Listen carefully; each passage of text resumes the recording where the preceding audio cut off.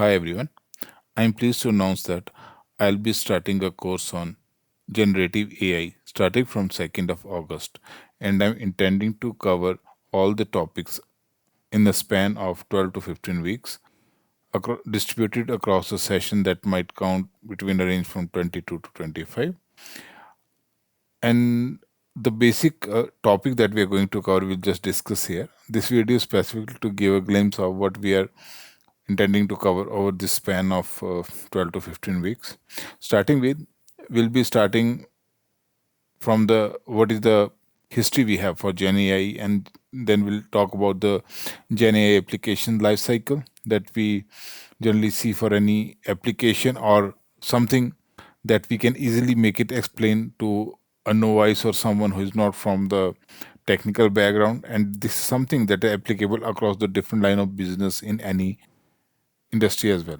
Post that, we'll talk about LangChain and Llama Index and some of such very common, frequently used words to understand where they exactly fit in. Are these the library, the frameworks, and why they come into picture? And we'll talk about some of the uh, for some of the these topics along with their evolution of those framework and how they came into picture.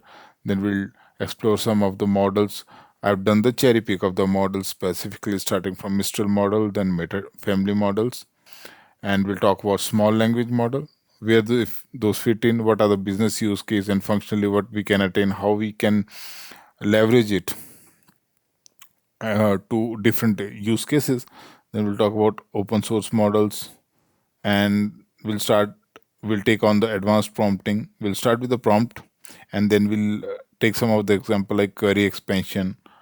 What are the different provisions we have when we write a query, how it is interpreted behind the scene, the basic use case that is applicable across irrespective of any large language model we use at the backend. Then we'll talk about the like the type of models. Here we have classified functionally we have classified like a chat model, embedding model, text generation, chatbot, summarization, for example here. However, the classification for the models can also be done based on the size of the models and other benchmark stats. We'll discuss on that as well.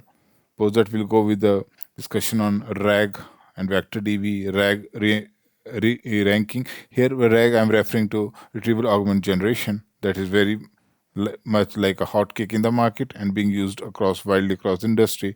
Then we'll talk about one of the example wherein we'll intend to use AstroDB and will implement the RAG implementation across the different sorts of data, and using against different data sources like PDF, PDF file, PPT, or images. And post that, we'll explore the multi-model RAG, same like an extension of the RAG but with the different models. Then we'll take a generic topic, how we can make an AI app secure enough. That is a very primary motive, or the primary, we can say, a prerequisite for to do the implementation of any AI app. It has to be secure. We'll look into that prospects, and then we'll cover some of the examples, each in detail, of like how we can build an image applications, then low code, no code applications, how we explore and how do we compare the different LLM, for which condition which LLM is better, and on one perspective, and what benchmarks and analysis we need to conclude on which LLM model we want to go for which use case. Functionally, we'll look into that and we'll compare the stats. So the decision making of which LLM model we want to opt would be something decisive.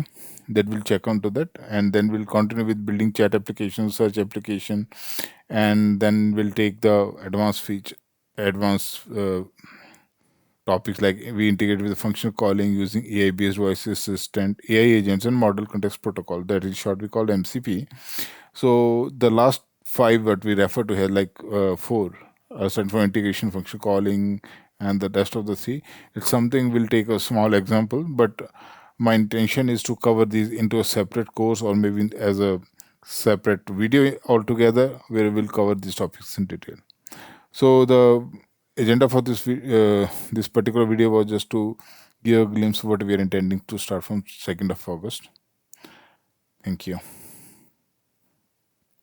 And one more thing that I would like to share here is, once the a video is completed, hands-on session is done, I would be recording that live and would be uploading in the YouTube, as well as the source code would be uploaded into GitHub, and I'll update the same with the steps and details on a Medium, where we can have Q&A, and we can discuss, and uh, I'll be taking up your suggestions and I'll try to improvise it further.